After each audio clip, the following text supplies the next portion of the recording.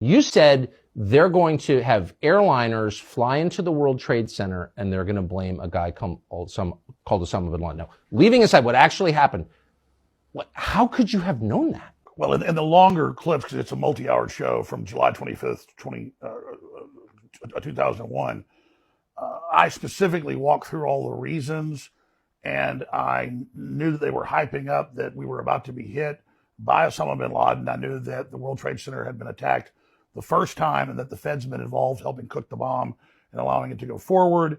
And I just saw a lot of the pre-programming that was happening in the media, because they were on the news saying, life's about to change in America. And I was reading what the RAND Corporation was saying and what the Pentagon was putting out. And I read the PNAC document from a year before, Rebuilding America's Defenses, that Dick Cheney had helped write. And it said we need a Pearl Harbor event on the American homeland to be able to bring in this police state and this control and then expand the American empire worldwide. So hundreds of pieces of data went into that prediction. My most accurate prediction, going back over a decade, was when I read the Rockefeller Foundation Operation Lockstep, and they described using a virus to bring in world government, to bring in a world medical ID, that they would then build the social credit score off of, and that they would make people wear masks for fear, that they would shut down sporting events and things like that, and basically phase in this new tyranny. So I was also able to specifically make that prediction over and over and over again, because I was going off their own battle plans. Are you the only person in media who actually reads these reports? I don't think a lot of people do read them, but I do read them. I mean, I'm currently reading MIT reports from their top counsels, Pentagon reports. They have a working group called the Mad Scientist Group at the Pentagon that works with MIT. And if you go watch their hour-long, 2-hour-long, 3-hour-long meetings they have on YouTube with all the tops, I mean, we're talking hundreds of top scientists, they admit that they're building a post-human world, that soon everyone's going to be mind-controlled, that they're going to put smart dust in our food that they can electromagnetically control, and they just lay it all out right there. And I've learned what these people said in the 50s they would do were done by the 70s. What they said their plan was in the 70s for the 90s, they got done. And then when they had their Agenda 21 in Rio de Janeiro in 1992, the big UN summit, they described everything they would do up until the year 2000, and they got almost all of that done. And now they've got Agenda 2030, and we're going to ban your gas stoves, we're going to ban beef, we're going to ban single-family dwellings, we're going to ban private ownership of cars, we're going to do all this, and now you see them rolling it all out. So I'm not really making predictions in these high-level World Economic Forum and other large think tank groups. They are laying out the future, and they're high priests of the World Economic Forum. That's a consortium of all these groups. Yuval Noah Harari, you can read his quotes. The future's not human. The human era is over. The public is useless. I mean, this is a very anti-human system. So that's how I'm able to make predictions, because they've given us a roadmap. They tell us where they want to take us.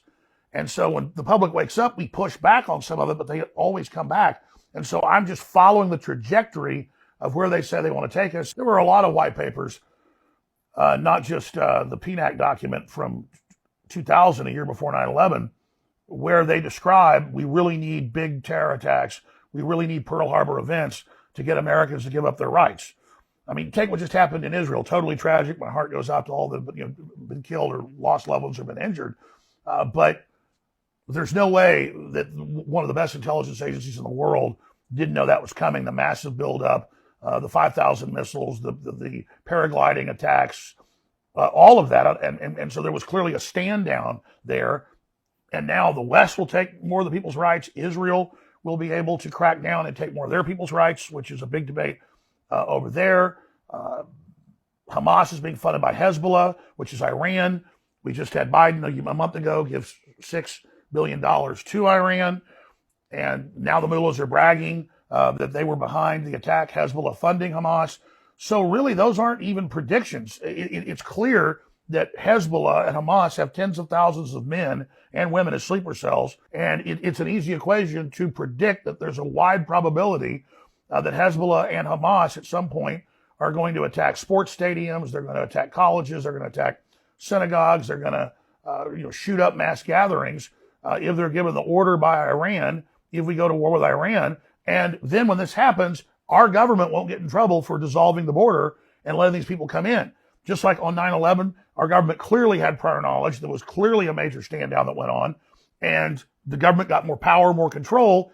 And now they're not pointing the Homeland Security apparatus at the Russians like they did in the Cold War or the Islamists after 9/11. Now they admit that their main focus is Christian conservatives and the bitter clingers and the people that live in rural America, that quote, white people, I mean, it says that in the report, are the main terror threat.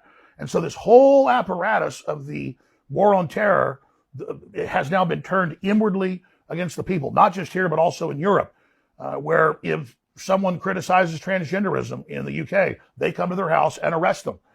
If a journalist does that, they come to their house and arrest them. If somebody says, I think these surveillance cameras should start getting cut down, they come to their house and they arrest them for their free speech. And so this is a global movement by the mega corporations, by the BlackRocks and the State Streets and the Vanguards that control 80+% of world wealth to control our behavior. And Larry Fink of BlackRock has said that at the Davos Group repeatedly. We're going to use our control over all this finance and this global social credit score we're rolling out to control people's behavior. So that's really what this is. And then they use the threat of global warming. They use the threat of a virus. They use the threat of radical Islam to take our rights. But we really are the target.